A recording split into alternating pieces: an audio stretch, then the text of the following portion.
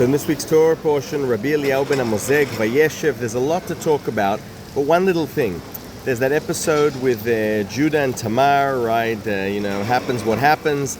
And then he says, right, you got to burn her. She did something wrong. And then she says, no problem, just there's this staff and this clothing, whoever it belongs to, please come forward. And of course, it's Judah's. But here's the interesting thing. It says that on his clothing he has ptilot. He has like little tzitzis on the corners of his garment. And Benamozeg says, how's this possible? This is before we were given the Torah. He says, he says in the whole Torah, in the whole Bible, there isn't an instance where the word ptil, like tzitzis, doesn't mean tzitzis. That's what it means.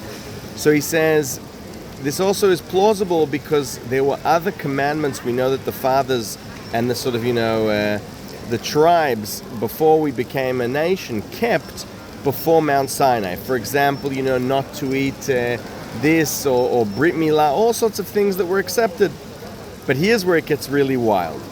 He says, not only that, we have proof that the ancient Egyptian priests, you got your seatbelt strap, ancient Egyptian priests would have tzitzis at the corners of their clothes.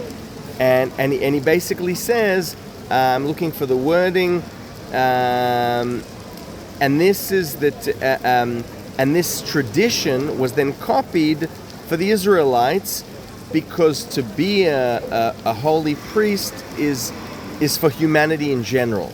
So if it was a good practice for them, it's a good practice for us. How wild is that? Let's just let that sink in for a moment. Thoughts on the Torah portion of Vayeshev, a little thing about tzitzis and ancient Egyptian priests, only with Rabbi Eliyahu Benamozeg. Shabbat Shalom. See you in DC.